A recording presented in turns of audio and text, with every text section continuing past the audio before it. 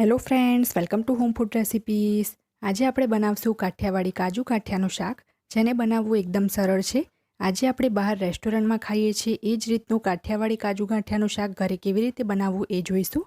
જ્યારે ઉનાળાની ગરમીઓમાં તમને કંઈ શાક બનાવવાનું ના સૂઝે ત્યારે તમે ફટાફટ આ કાજુ કાઠિયાનું શાક બનાવીને લંચ કે ડિનરમાં રોટલી, ભાખરી, તંદૂરી કે નાન સાથે પણ ખાઈ શકો છો.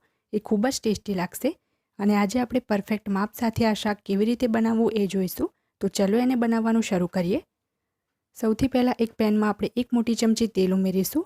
તેલ આપણે વધારે નથી ઉમેરવાનું, ફક્ત આપણે કાજુને શેકવા જેટલું તેલ ઉમેરીશું. હવે આપણે એની અંદર અડધો કપ કાજુ નાખી દઈશું અને સ્લો ફ્લેમ ઉપર આપણે એને સતત હલાવતા રહીને સહેજ કલર બદલાય ત્યાં સુધી એને શેકી લેવાના છે.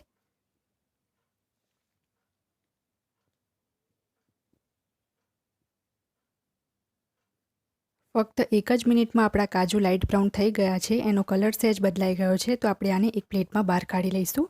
અહીંયા મેં સ્લીટ કાજુ લીધા છે, તમે ચાહો તો આખા પણ લઈ શકો છો. હવે આપણે સેમ પેનની અંદર 1 મોટી ચમચી તેલ બીજું ઉમેરીશું. 10 થી 11 આપણે લસણની કળી ઉમેરીશું. 1 ફૂલ આપણે બાદિયા ઉમેરીશું. 2 નંગ લવિંગ અને 1 ઇંચનો તજનો ટુકડો ઉમેરીશું.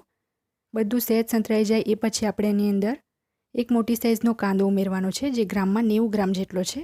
કાંદો ઉમેર્યા પછી આપણે એને ફક્ત 2 થી 3 જ મિનિટ માટે મીડિયમ ફ્લેમ પર સાતળશું. 3 મિનિટ પછી આપણે એની અંદર 2 મીડિયમ સાઇઝના ટામેટાં ઉમેરવાના છે, જે ગ્રામમાં 180 ગ્રામ છે. અને ટામેટાં ઉમેર્યા પછી આપણે આને મિક્સ કરીને આની અંદર અડધી ચમચી મીઠું પણ નાખી દઈશું, જેથી ટામેટાં જલ્દી ચડી જાય. તો હવે આપણે આને એક વખત મિક્સ કરીને એને આપણે ચડવા દઈશું. ટામેટાં ઉમેર્યા પછી ફરીથી મેં એને 3 મિનિટ માટે કૂક કર્યું છે. ટોટલ 6 થી 7 મિનિટ પછી આપણે ગેસની ફ્લેમને બંધ કરી દઈશું અને આ બધું જ મિશ્રણ આપણે એક પ્લેટમાં કાઢી લેવાનું છે, જેથી એ જલ્દી ઠંડુ પડી જાય. એ પછી જ આપણે એને મિક્સર જારમાં એડ કરીને પીસવાનું છે. અને આપણે આને ખડા મસાલાની સાથે જ પીસવાનું છે, એ આપણે કાઢી નથી નાખવાના. હવે અહીંયા મેં એક મિક્સર જાર લઈ લીધો છે. એની અંદર આપણે ઠંડુ કરેલું કાંદા અને ટામેટાનું મિશ્રણ એડ કરી દઈશું. 1/4 કપ આપણે એની અંદર પાણી ઉમેરવાનું છે. 50 ml જેટલું આ પાણી છે. 1 મોટી ચમચી આપણે કાશ્મીરી લાલ મરચું પાવડર ઉમેરીશું કલર માટે, કારણ કે આપણે આની અંદર લસણની ચટણી એડ નથી કરી, એટલે આપણે લસણની કળી અને કાશ્મીરી લાલ મરચું પાવડર ઉમેર્યું છે. જે આપણે કાજુ ફ્રાય કરીને રાખ્યા હતા એમાંથી 6 થી 7 કાજુ એડ કરીને આપણે આને પીસીને પેસ્ટ બનાવવાની છે. અહીંયા તમે જોઈ શકો છો કે મેં એકદમ સરસ રીતે આને પીસીને પેસ્ટ બનાવી લીધી છે. એકદમ સ્મૂથ પેસ્ટ બનાવવાની છે આ રીતની. હવે અહીંયા સેમ પેન જ મેં લીધું છે શાક બનાવવા માટે. સેમ પેનની અંદર આપણે 1/3 કપ એટલે કે 80 ml તેલ ઉમેર્યું છે. તેલ સહેજ ગરમ થઈ જાય ત્યારે આપણે એની અંદર 1 નંગ તમાલપત્ર નાખીશું. 2 નંગ સૂકા લાલ મરચાં નાખીશું. એકવાર આપણે આને મિક્સ કરી લઈએ. હવે આપણે એની અંદર અડધી ચમચી આદુ અને લસણની પેસ્ટ ઉમેરીશું અને સ્લો ફ્લેમ ઉપર અડધી મિનિટ માટે આ પેસ્ટને સાંતળી લઈશું. અડધી મિનિટ પછી આપણે એની અંદર અડધી ચમચી જીરું અને 1/4 ટીસ્પૂન હિંગ એટલે કે 5 ચમચી હિંગ ઉમેરી છે. જીરું અને હિંગ બરાબર સંતળાઈ જાય એ પછી આપણે જે પેસ્ટ બનાવી હતી એ આપણે આની અંદર ઉમેરી દઈશું. મિક્સર જારની અંદર જ આપણે 1/4 કપ એટલે કે 50 ml પાણી નાખીને એને પણ આપણે પેસ્ટની અંદર જ પેનમાં મિક્સ કરી લઈશું.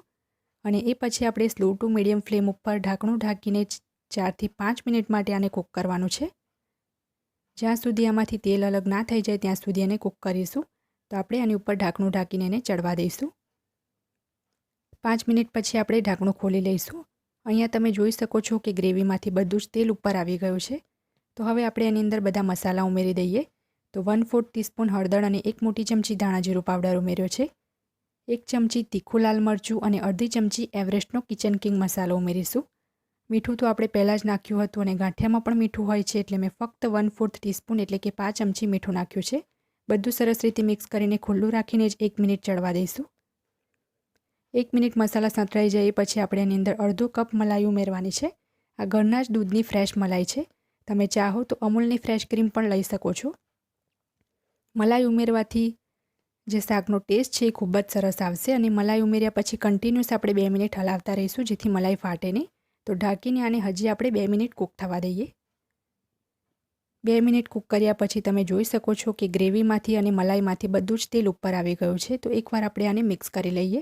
વચ્ચે વચ્ચે શાકને હલાવતું રહેવાનું છે જેથી નીચે તળિયે લાગી ના જાય. તો આની અંદર મેં અડધો કપ પાણી ઉમેર્યું છે અને હવે ગેસની ફ્લેમ ફાસ્ટ કરીને ગ્રેવીને આપણે ઉકળવા દેવાનું છે. ગ્રેવી બરાબર ઉકળી જાય પછી જ આપણે એની અંદર ફ્રાય કરેલા કાજુ ઉમેરીશું અને કાજુ ઉમેર્યા પછી આપણે 2 થી 3 મિનિટ આને હજી કૂક કરીશું જેથી કાજુ સોફ્ટ થઈ જાય. કાજુ સોફ્ટ થઈ જાય એ પછી આપણે એની અંદર પોણો કપ ગાંઠિયા ઉમેરવાના છે અને સરસ રીતે આપણે આને ગ્રેવીમાં મિક્સ કરી લઈશું. ગાંઠિયા તમારે શાકને સર્વ કરવાના 10 મિનિટ પહેલાં જ એડ કરવાના છે અને ગાંઠિયા ઉમેર્યા પછી હવે આપણે ઝીણા સમારેલા લીલા ધાણા ઉમેરી દઈશું આની અંદર. અહીંયા મેં 1 થી 2 મોટી ચમચી જેટલા લીલા ધાણા ઉમેર્યા છે અને ગેસની ફ્લેમ બંધ કરીને આ શાકને આપણે સર્વ કરી લઈએ.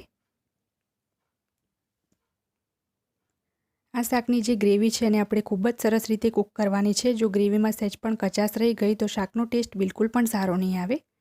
તો મેં તમને અહીંયા પરફેક્ટ ટાઈમિંગ પણ આપ્યું છે, એને ફોલો કરીને તમે આ શાક બનાવી શકો છો. તો ફ્રેન્ડ્સ, આપણું રેસ્ટોરન્ટ જેવું કાઠિયાવાડી કાજુ ગાંઠિયાનું શાક બનીને તૈયાર છે. જો તમને મારી આજની આ રેસીપી પસંદ આવી હોય તો મારા વિડીયોને લાઇક અને શેર કરી ચેનલને સબસ્ક્રાઇબ કરવાનું ના ભૂલતા. સબસ્ક્રાઇબ બટનની બાજુમાં જે બેલ આઇકન છે એને પણ દબાવજો જેથી તમને મારા દરેક નવા વિડીયોની નોટિફિકેશન મળતી રહે. અને જો તમારે મારો આ જ વિડીયો હિન્દીમાં જોવો હોય તો એની પણ મેં લિંક નીચે ડિસ્ક્રિપ્શન બોક્સમાં આપી દીધી છે. તો મળીએ નેક્સ્ટ વિડીયોમાં. ત્યાં સુધી આવજો.